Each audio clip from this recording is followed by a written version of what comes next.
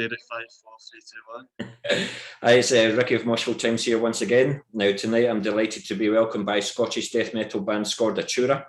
And tonight we've got guitarist Owen, we've got bassist Derek, and we've got the drummer Tam. Unfortunately, we couldn't have the vocalist Darryl, but he's only the vocalist anyway, so all's good, and we'll just take the piss out of him anyway. So, how have you guys been through COVID and everything like that? Everything been okay, or you been unfortunate enough to have a wee dose of it, or? Probably just about it. All at once. I know. We'll do a system. We'll do our hands up first and then the answer. No, you're doing okay, yeah? I did no bad, man. Yeah, did brilliant. Getting there. Oh, this is going to be a fun and games interview, this one, I can tell you. But listen, we're doing okay. I mean, we myself and Owen, we unfortunately got the old Rona just before Christmas. Yeah. But we're okay with it. We seem to come off quite easy with it. So. Right. Yeah, it wasn't able to break down these barriers yet. Yeah. So I haven't had it yet. Well, don't speak too soon. I think everybody's going to get it, to be honest with you. I thought I was having it just now. I feel like crap just now, but I've had 3 tests and they're negative, so let's hope it stays that way.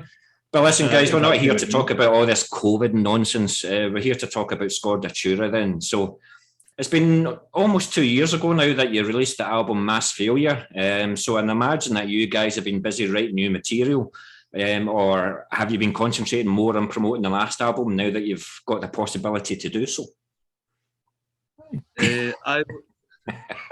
Sorry. On you go, Tam. The floor's yours. So yeah, we have been busy writing new material as well as promoting. We're just basically going full frontal with it, promoting that the latest album as much as we can, as well as in the studio almost twice a week to start writing more material for our forthcoming album. Yeah, cool. So keeping busy. That's the best way to be. What do you want to say, Owen? No, Tam kind of summed that up well. We've just been jamming all the time, coming out with all sorts of mad riffs.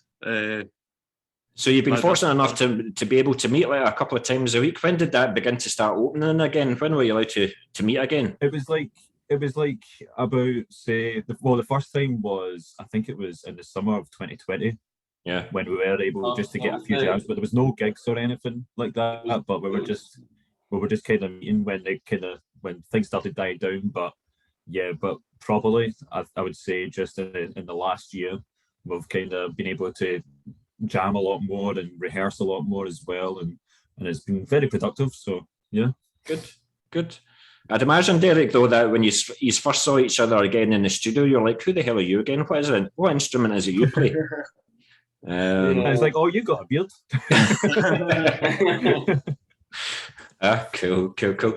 So I remember when it first started. I think it was like early 2020. Yeah, I don't think we did anything for about a good 6 months. I think it was a good 6 months at one point. Yeah. But just the way it worked when the lockdown first came. We actually just finished recording the album, so we actually spent the next few months doing stuff online, just doing stuff to the album. So yeah, but it was the first time. Yeah, it just felt so long, And then we tried. I think we did sort of like the start of 2021, get a couple of practice in, but then obviously things started just getting worse again. So. Yeah, just cut it after that. Yeah, it came in stages, didn't it? Did you ever meet in each other's garden or something like that, and just you weren't allowed in the house, but you can play with each other in the garden or something? Maybe I should have rephrased that right enough. You were doing it both ways. Good stuff. So it sounds as if you've been productive then. So how would you say the songs that you've written compares to that of Mass Failure then? It's more or less to say it's just what we're good at, just writing loads of riffs and blasts and keeping it interesting at all corners. There's a bit of this, there's a bit of that, and you just have to hear it when it comes out. Yeah. Eventually. Well, you got to say, Derek? No, I was just going to say, yeah, it's just been. I think Tam pretty much said, but yeah, there's a lot of there's different stuff at the moment. I think I don't think the new stuff will be exactly the same as the last time. It'll be a little bit different, I think. Yeah. I think it's also kind of telling that Darryl isn't here, because there's been rumours on the underground that he's trying to bring in these Motley Crue influences into the band. So he's been worried about that. Well, I mean. Bring it on, man. That's what I'm saying. I'd like a death metal version of Too Hot for Teacher. That's Van Halen. If it was Bon Jovi, yeah. I need to get my music right. Now listen, we all grew up with Motley Crue, so don't knock them. And if you say that you never liked Girls, for example, I would call you a liar, right? So always have a wee soft spot for Motley Crue. That's my alarm clock in the morning. So do you think you became more tighter as a band then? Do you just feel like it's along the same lines as Mass Failure, but you feel like you've tightened a few areas? As well, actually, yeah. Yeah. Like we just like always when we go to the rehearsal, we're always just kind of working on like what are we bad at rather than what are we good at, so we can improve on it a lot more. So we get tighter and tighter every single day, and we always say to each other, it's just like, oh, that was tight, oh yeah, that was hot, yeah, just stuff like that all the time. So yeah, compliments are always flying at each other. That's it. So Derek, is Owen the type of guy that would send you a riff at 4 o'clock in the morning saying, this is my fucking best riff yet, by the way? Never at 4 in the morning, no. No, it's always at that time, man. A lot of songs just with Owen anyway. He always presents it just in the studio at the time and stuff like, you know. And then it's kind of like, here's this riff. I'll do the tab for you later. I was like, cool, okay, as long as you do it. I might get about 3 weeks later, but I get it. Yeah, you get it. Better late than never. But so how did you communicate your ideas during the lockdown then? Did you find new ways of using the technology that you didn't use before, but because of COVID you found new ways, or do you just have a WhatsApp group or something like that, or how did you do it? So we all usually speak on Messenger, like just a wee kind of group chat on that. If there's any riff ideas, we usually just plant them into, like, we still use the old version of Guitar Pro, like from way years back, but we still, but it's if it's not broken, don't fix it. If we just keep using it. Yeah. But yeah, that's mainly it. Really, we just kind of send over riff ideas and maybe like a few recordings of like, oh, check out this thing I've done on guitar, but I've not tabbed it yet. yeah, I got to say that Guitar Pro tab's just so handy. Guitar Pro is just actually it's really good just to show each other what you're doing and stuff like, without having to like do things like hums over microphones over voice calls or anything like that, you know. I think this interview's turning into like let's all fire into Owen here. He's getting pelters left, right, and centre. Man, I deserve it. Good stuff. So with everything that's happened over the last 18 months then, in 2 years, has it made you look at the more business side of the band? Like, you've maybe taken on roles that you didn't normally do before, but because you have to keep the name of Scordatura out there, did you look at different roles like marketing, merch and all the rest of it? So just wondering. We've done a couple of like new merch designs and everything, man, but don't really think we went to balls to the wall with all like marketing ourselves, because like I don't everybody was in the same position. Do you know what I mean? Like, no gigs were happening, so it's like, didn't want to be like, say that like that guy that just keeps on plastering it fucking every couple of days, just being like, fucking check out this thing, but there's nothing new. Do you know what I mean? It's like, they'll just jump into the studio and work on some actual riffs or something. Do you know what I mean? I think about like the kind of main business side of it. What we done in the promoting was like when we were releasing Mass Failure, because we done a lot of like t-shirt designs, different merch ideas, like here's a teaser track of this and just stuff like that would just kind of push it. But then the months after promoting it as well, but obviously 2021 and we're now in 2022, so we're just keeping that train rolling and going with other kind of material, as we said before. Yeah, yeah. So you kind of mentioned earlier that you've got new songs. Are you able to confirm how many songs you've got fully complete, would you say? And would your next release, have you thought of like a stopgap? Are you thinking about doing an EP, or is it always in your frame of mind the next release is going to be another album? We certainly... Sorry, on you go. Forgetting the question now. We'd kind of like thought about doing like an EP or like doing an album and stuff, but like I think we'll probably end up just going towards like album, because we'll end up just, depending on how many tunes or whatever that we do, just kind of go with that. But what was the first part of that question again, man? Sorry. I think we have like say 2, I would say, that are almost complete, and we've got like riff ideas and stuff like that for like another 3 or 4 maybe, but nothing fully complete. Yeah. So it won't be anything anytime soon. It'll be towards the end of the year, you would say? Probably, because we are pretty deep and with the writing material as well. Like usually we go to the rehearsal room, we have a jam and just hang out. But now we've got like all the laptops up. We're just like, oh, see if I put this riff here. Well, what if this is this and this is that? So it's fully productive up there. Yeah. Cool. Thanks very much for that. Guys. But with the recording of Mass Failure, was there anything that you had done differently from the Self-Created Abyss that you'll now take forward going to the next recording? Or is that too far ahead yet? One big thing that we done different on Mass Failure, we actually done like pre-production, like we demoed everything before we actually recorded it, which I don't think we'd ever done really before Mass Failure even. What made you decide to do that then? It was probably you could see the benefits even without doing it, if you know what I mean. It's like it's such a good idea, because then obviously you can change everything before you actually go to record it. Do you know what I mean?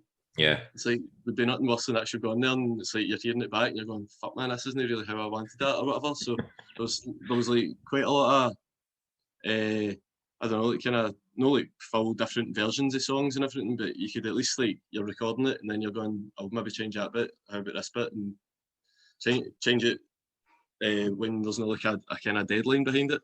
Yeah. So definitely be going forward in that. Yeah. I was going to say, like, was it more of a time issue with Self-Created Abyss? Like, did you not have the same time that you did have with Mass Failure, for example? Well, see, with Self-Created, we tracked that separately rather than like all in the one place, because that's what with Mass Failure we done all the guitars, vocals, drums, and bass at the one place. But with Self-Created, we recorded drums in England and done the guitars, vocals, and bass. Was it Hamilton? Was it? Yeah, basically it was. The drums recorded in Darlington, like with at Virtual Studios, and then everything was done with Roy in his place in Hamilton. Crushed Ruby Studios, and then once all that was that done, sounded like a lap dancing club. Yeah, it raises eyebrows, doesn't it? But and then after that, once all that was done with him, everything for that album, it was all sent to Jörg in Germany. He has that Soundlodge Studios in Germany. Yeah. He did that album. So that album was kind of like a bit of everything, whereas like Mass Failure was all done at the same place with the same person. Yeah. Do you think you would go for that same format again, or do you think with the next release you might look for something a wee bit different sound, different producer, mix and master, or are you happy with the formula that you had for Mass Failure? It's hard to say right now. Yeah. I think it's hard to say. But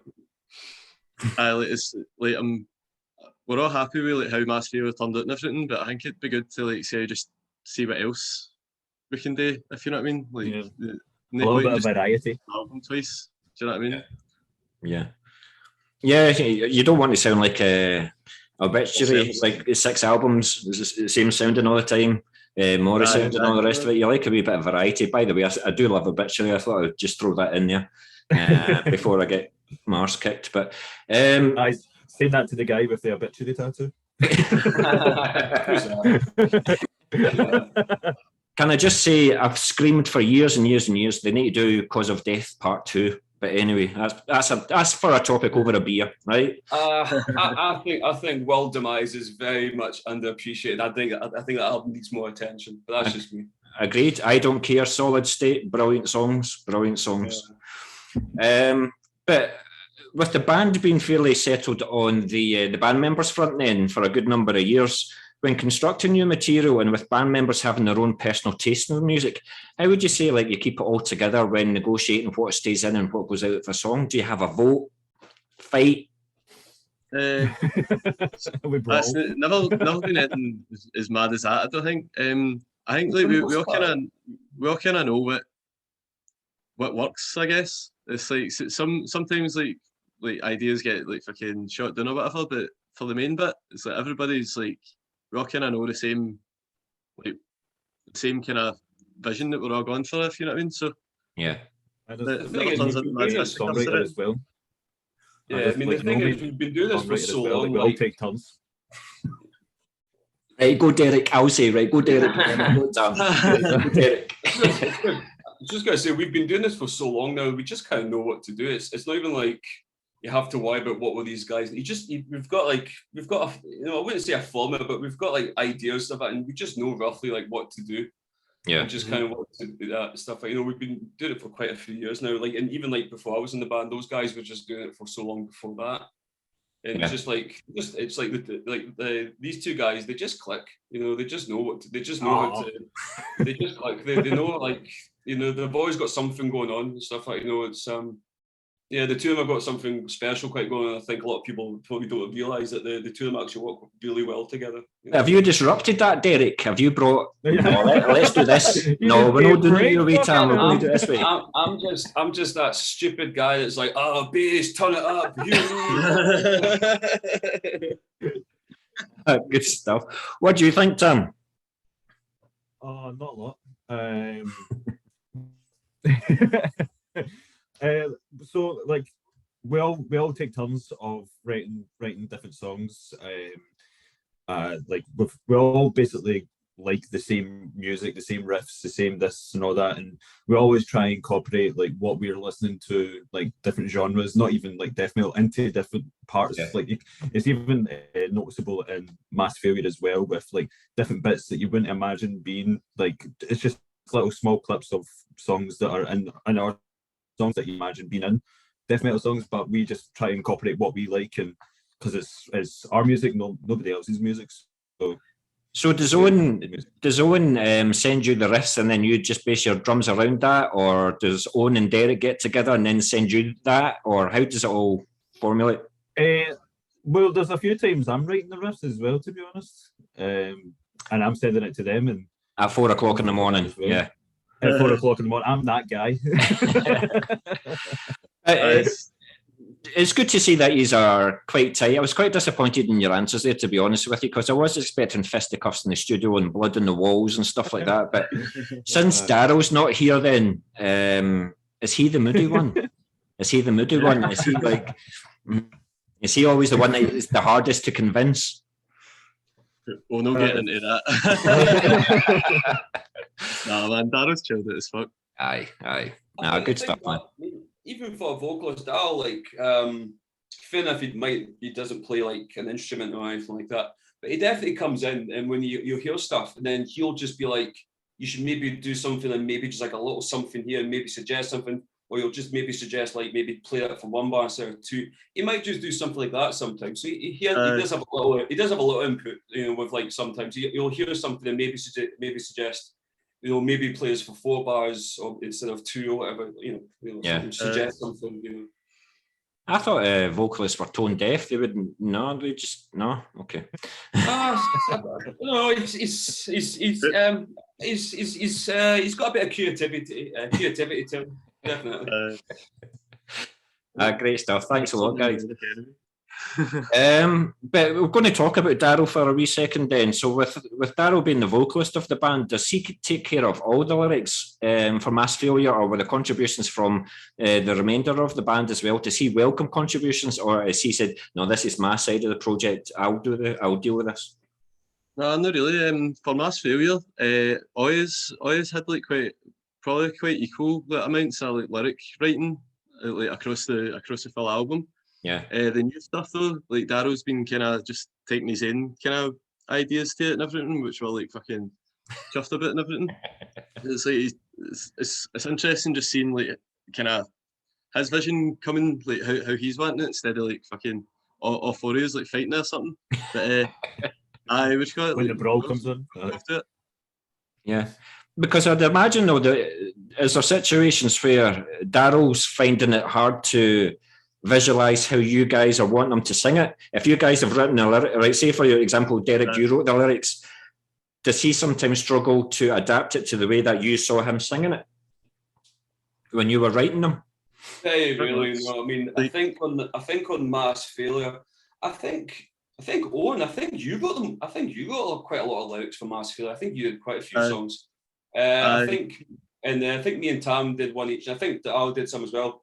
But for the song that I did with Darryl, I think that was Immense Atrocity. I think that one with him, I remember I showed him all the lyrics I had and the vocal patterns, and I think he more or less nailed it. He kind of knows what to do and stuff like that. And even if you just give him patterns, he's really, really good at trying to, replicate and make it fit, and do it really as close as possible, Yeah. I don't think there's ever been a couple of times it's came to us like struggled. He usually we make it work. He makes it work.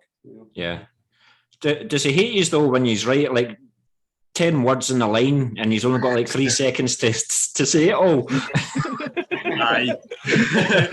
Definitely. You know the funny thing is, he's usually the one that's encouraging it. To be honest, it's like he always challenges himself to like do better than he's actually capable of doing, and it always works out.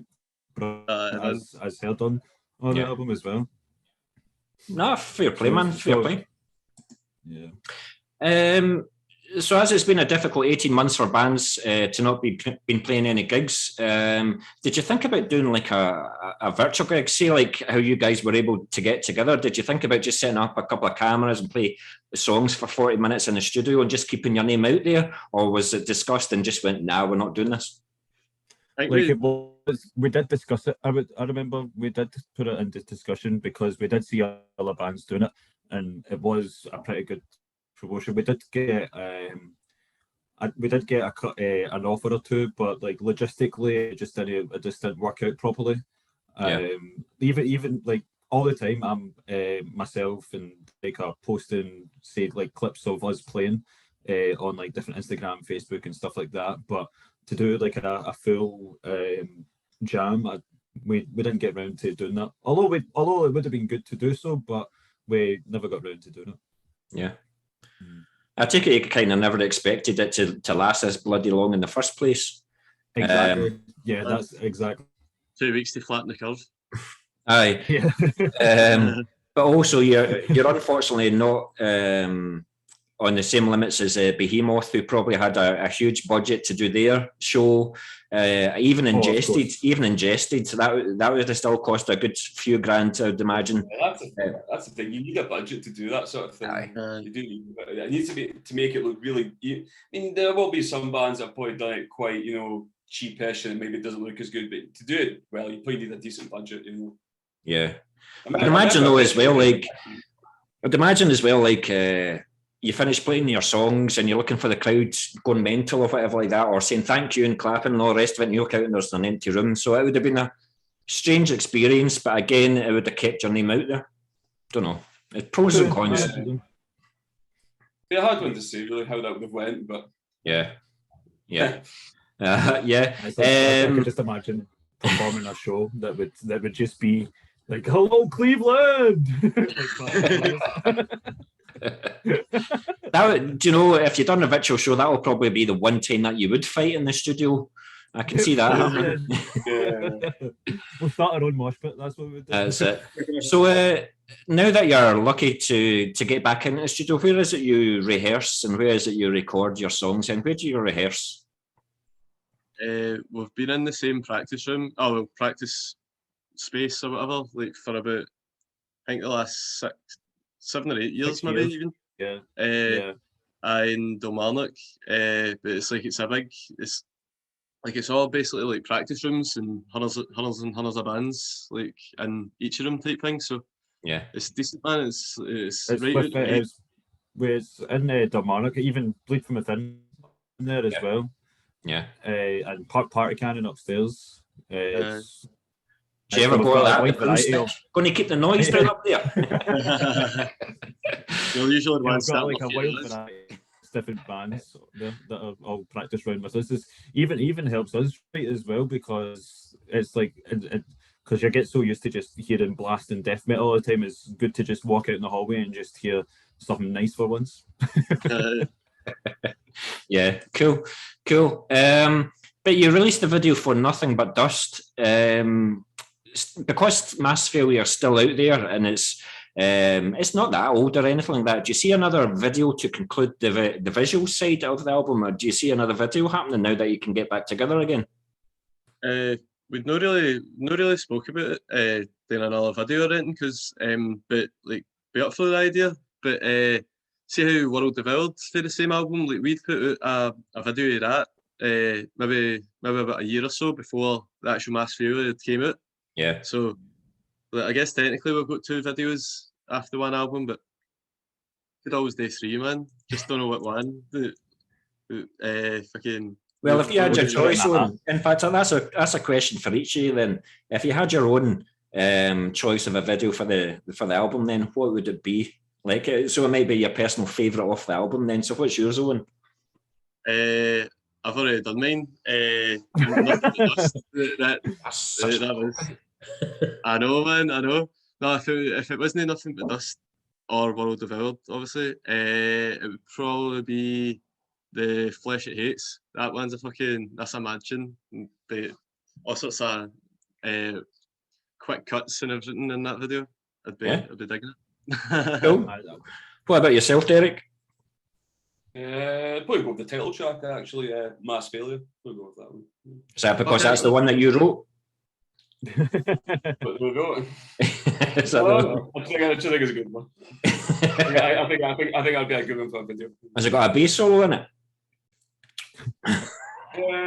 No, actually not. No. Funny enough, there's another song that's got a bass solo. I wouldn't do that one. No. I wouldn't want the spotlight for more than like 2 seconds at a time. Cool. Are you going to throw a span in their works here, Tom?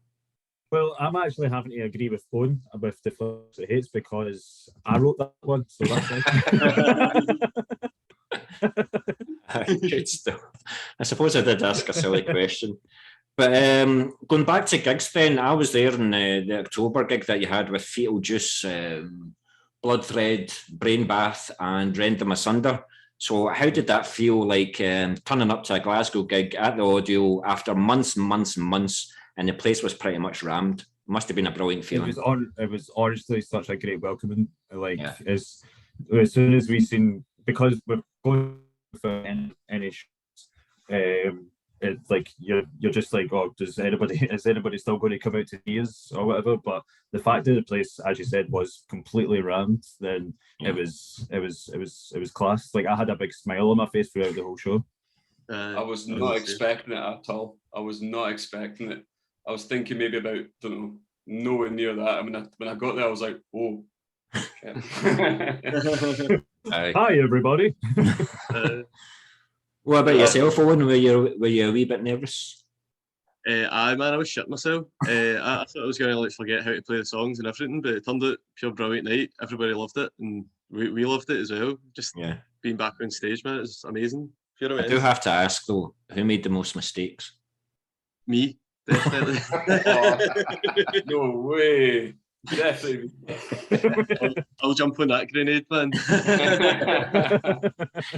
No, well, nobody noticed anybody. No, it was a thoroughly enjoyable gig, and it was Goddamn Promotions that done it, wasn't it? It was. Aye, Craig, man. Aye. Aye. Craig. He's put on a good number of gigs. His Dominicide, the EP that they launched as well. That was.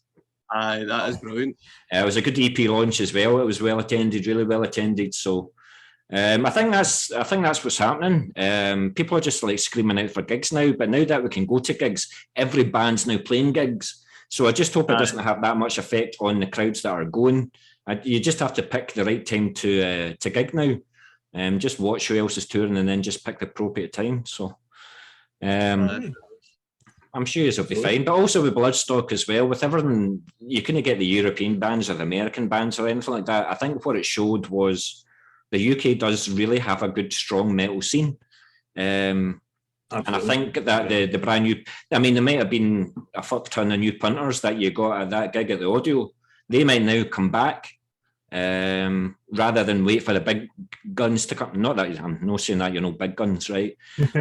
Rather than wait for the big guns to come, you're going to see, I'm going to see Scordatura again. I'm going to see Scordatura again. And Bloodthread, by the way, I just have to say their set was phenomenal as well. I really like the new songs as well.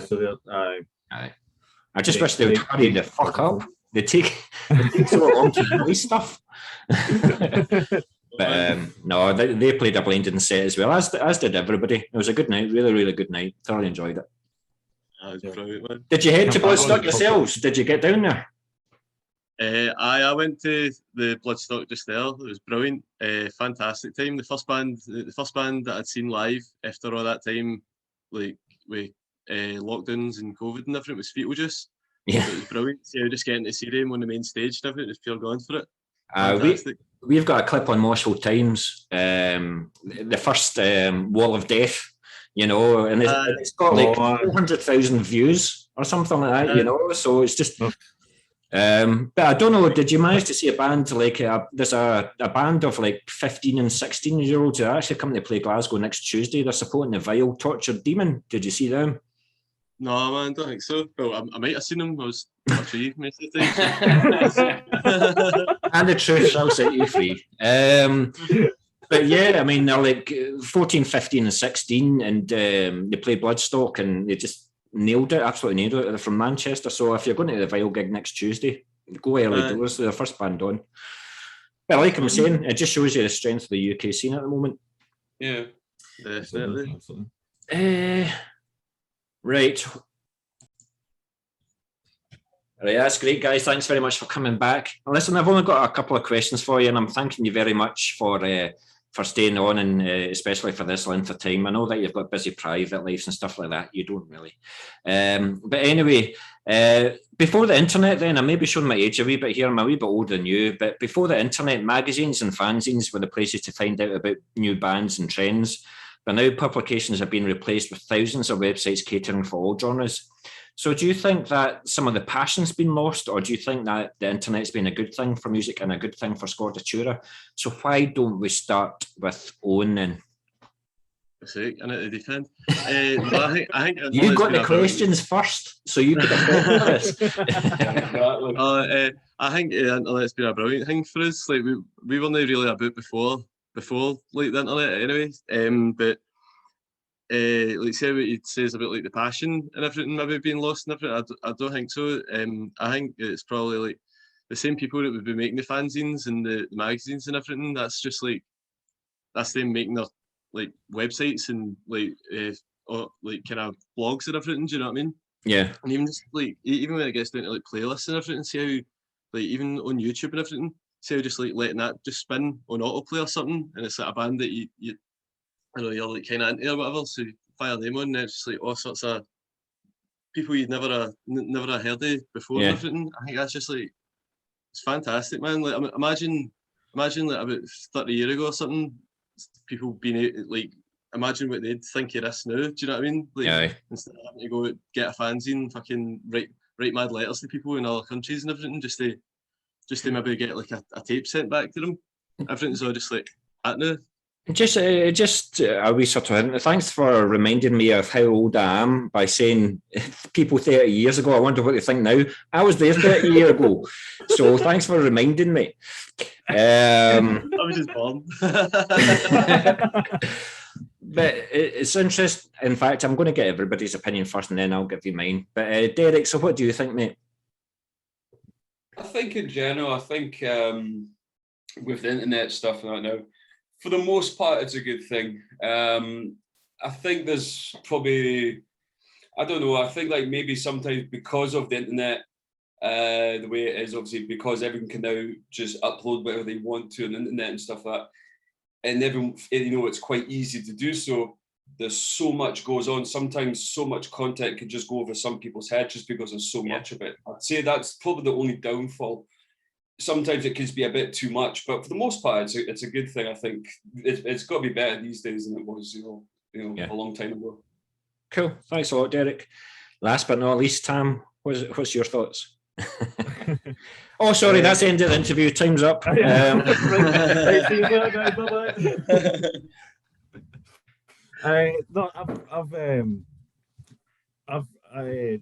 I've always just went with everything that's came out. If there's like a new way of me just listening to music all the time, then I'll go for it, because I'm constantly on, as Owen was saying, Spotify as well, and just constantly listening to music all the time. If it was for Spotify, I'd be listening to a CD, or I'd be listening to an MP3 player or whatever. Yeah. But I think with the internet and everything, it's really has with the promotion side of things as well, because without the internet, you would just read it about in a magazine, and not as many people on the internet would probably see that magazine. So it's like you get like a targeted audience with the internet as well, and with the sake of like anybody being able to upload anything, it's like it becomes void of like criticism as well, because you're just like, oh, that's good, so that's good, so let's upload it. But yeah, internet's great, and I can't wait to see what the next 5-10 years of internet has in regards to music, because Spotify will be obsolete, no doubt. Yeah. And it'll get implanted right into your head. Yeah. Well, a lot of good arguments there. You mentioned about Spotify. I hope you've been listening to my playlist. I hope you've been listening to my dark metal show on a Thursday night on Moshville Radio, 8 o'clock to 11. Just thought I would plug that in there. But what I try and do on the radio, I have played Nothing But Dust quite a number of times on there. But also, if you want me to play another song, send me an MP3 and I'll play it on Thursday. But I try and keep my radio show recent. I don't want to play anything from like 5 or 10 years ago. I try and keep it up to date and things like that. But yeah, you say Spotify. I think it's also can be dismissive of bands. Like if you press play and you listen to 10 seconds, oh no, that's shit. You can instantly dismiss a band because you know that there's a million other bands doing the same thing. So you can just off that shit and then listen to the next one. But it must be cool for you guys to go into something like Bandcamp and you look at the analytics and you see you've got fans in Taiwan and Mexico and Zimbabwe and all the rest of it. Places that you wouldn't have been able to reach like 30 years ago. Definitely, man. That still baffles me that there's like people in the jungles of Laos. Honestly, it's great with the amount of reach that you can get. Yeah. With the ways of promoting and everything. Yeah. See the tribes in the Brazilian jungles trying to keep up with your snare drummings. But yeah, I mean, I grew up in an age, thanks Owen, where CDs should be burned. It was all tape and it was all vinyl.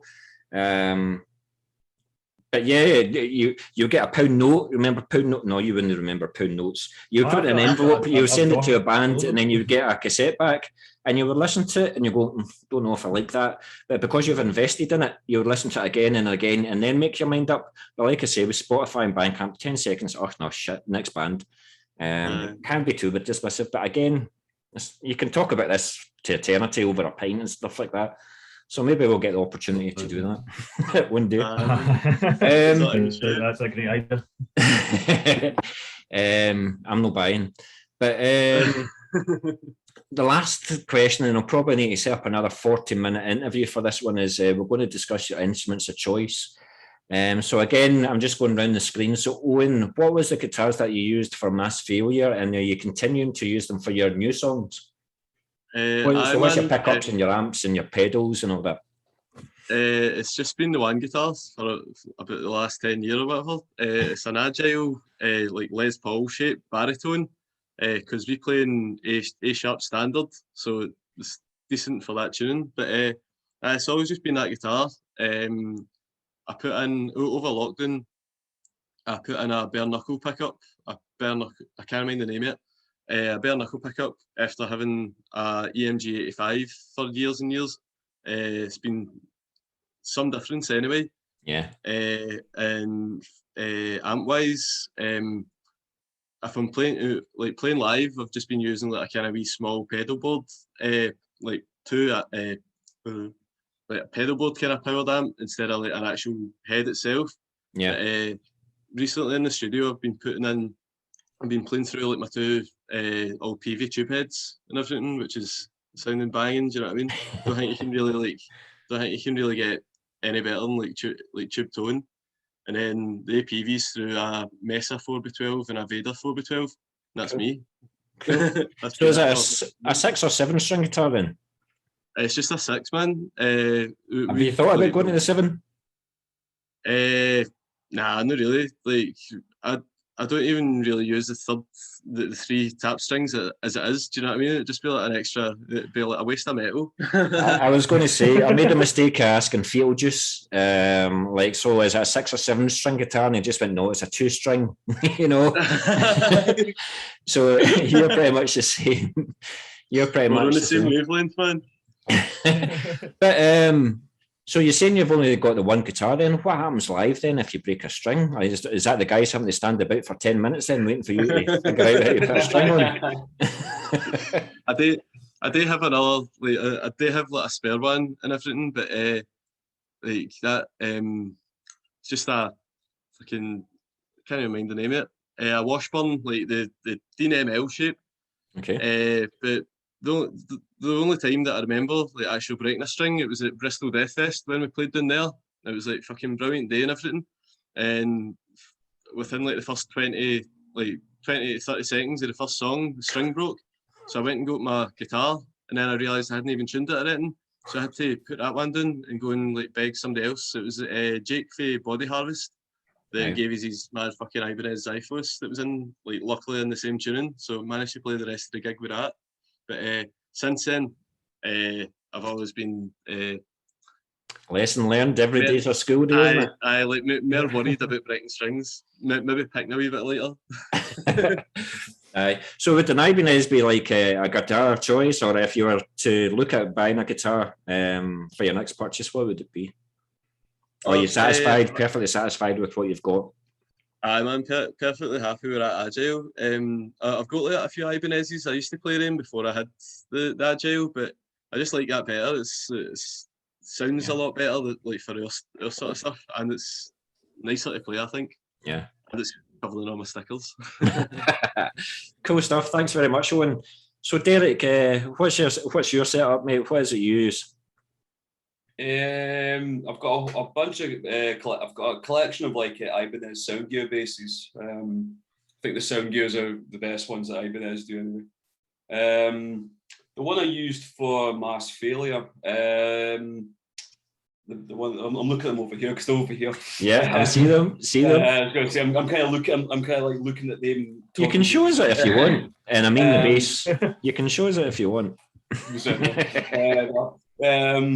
But the one I used for Mass Failure was it's actually a 2002 model. It's a Japanese one, and I've done a few things with that bass actually over the years. I got it about 4 or 5 years ago. I remember I actually bought it, and I remember saw it on eBay, and I remember just seeing like how it looked awful. It looked like you could tell the guy, even the photo, you could tell the guy hadn't looked after it. But I remember I could see like the potential what I could do with it. So I remember buying it. I got it for a couple of £100, and I remember actually realising that it was a Japanese one, and then long after, I remember just getting a few things done to put pickups in it, like EMG pickups, and eventually I even put like a brass nut on top of the, like, instead of a plastic one, because that helps the resonance. Just little things like that. I'm quite geeky with things like that. So that I used that bass for the album, and then that went into like a Tech 21 Sans amp, and then into a PV amp.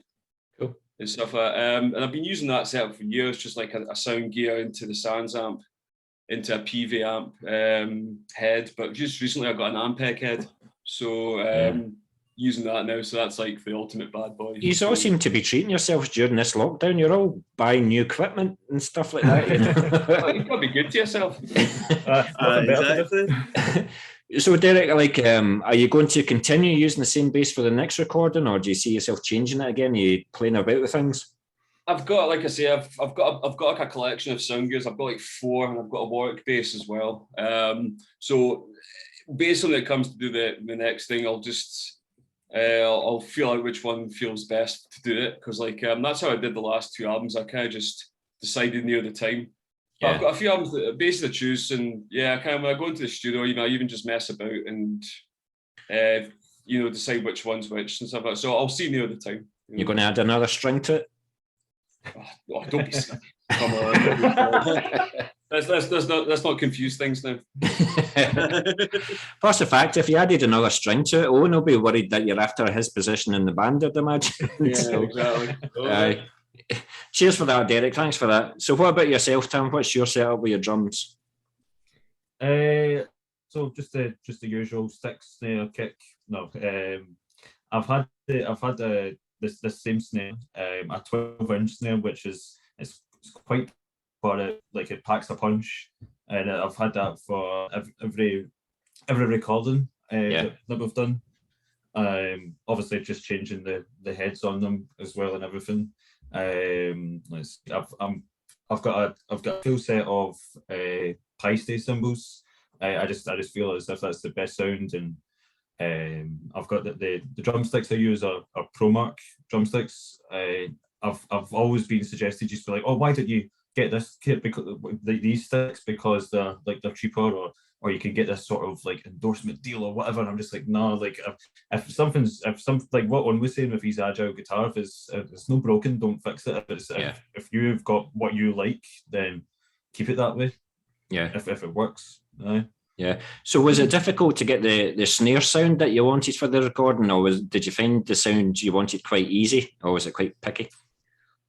So usually I just crank it all the way up. I tighten it as much as I can, just to get it as tinny, well, not as tinny sounding as possible. But I never really, I'm more of a attacking sound rather than something that will reverb. It's something like a sharp type sound. So that little snare drum, it's a Mapex Black Panther, and it's I think it's a Chris Adler signature from Lamb of God as well. Cool. So his specialty. If you've heard Lamb of God, then you've heard my snare drum. So just the last question then, you talked about your drumsticks then. What weight are they? What size are they? So let's see, I'll give you the here's one made here there.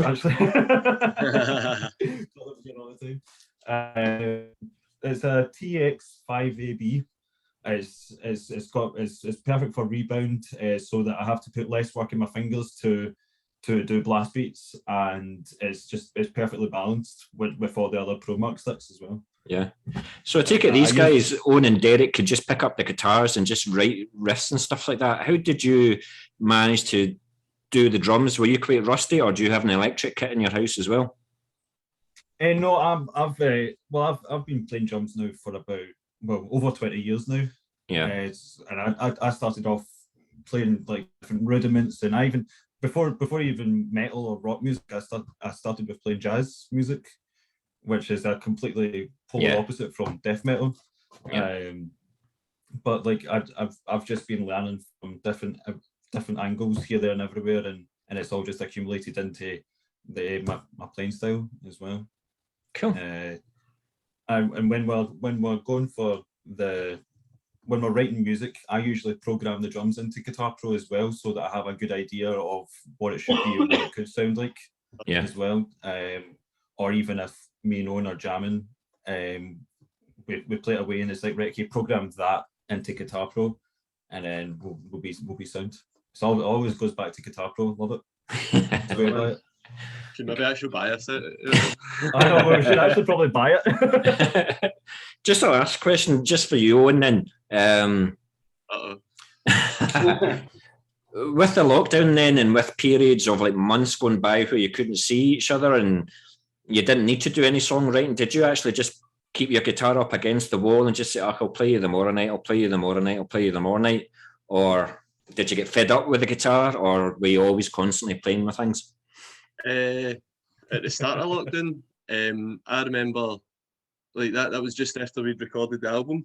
Yeah. So see how I mind saying to them, like on a Zoom call, I was saying like, here, see if MD doesn't know what, like, if it's a 4 or a 5 or a 6 or a 7 or whatever, just ask me because I'm the man that knows. But then say like a couple of months later, man, I'd picked it up just to like run through some stuff.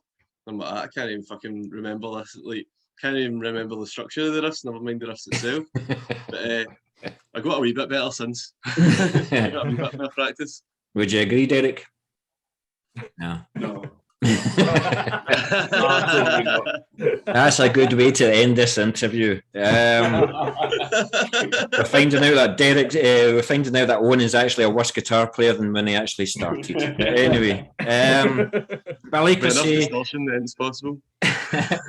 But like I say, when you do have anything new, be sure to send it to our way. We'll put it up in Moshville Times. We'll play it on Moshville Radio. Certainly when you're getting closer to like going into the studio, whatever like that, get in touch. We'll do another interview again. This won't be the last time we'll have a chat. I actually quite liked it without Darryl, so we'll just keep it that way. No, so listen, it's been an absolute blast. And the pun was intended because you do like the blast. So it's been an absolute great time talking to you guys, and I hope to catch you very, very soon. In fact, you know something? I forgot a very, very important question. You got any gigs coming up? We do, actually. But, yeah, there's that one. Right now. Aye, 23rd or 24th of April in audio again with Hellripper and Penny Coffin. Penny Coffin, aye. That's right. Fucking quality band, man. You should check him out. Check the tour him out even. Cool. Definitely. Cool. So is that all you've got in the pipeline at the moment, or? Well, we do have like we're looking at like European shows as well. Like obviously it's going to be a bit more difficult with after Brexit happening and then get to Europe, but like hopefully we still be able to get over there. Yeah. Just looking at the thingy, the new, we're playing. Well, if it all goes ahead with Corona and everything, we're meant to be playing Symbolic Festival in Czech Republic in, I think that's August. UK Death Fest in London in September maybe. I can't. It's on numbers. I can't figure it out. His festival in Plymouth, and then Rape the Escape in Vienna, and later on in the year. Yeah. So that'll be all good as long as everything goes well, and fingers crossed Corona doesn't. Well, hopefully so. Hopefully so. I think the more or less kind of says, well, it's here now, so may as well just live his life as you normally can. But the Czech, with you going to Czechoslovakia, I would love to go to Obscene Extreme. It's a festival I've always wanted to go to. Oh, it's same actually. Yeah, I've always wanted to go there. Yeah, so I don't know how many videos I've watched just to see Gutalax. I missed them when they frigging came to Glasgow. I was pissed off at that, but I missed them. But hopefully they'll come back again one day. But listen, thanks again, and I hope to hear from you guys very, very soon. Definitely, man. Cheers, guys. Very much. Cheers. Thanks very much.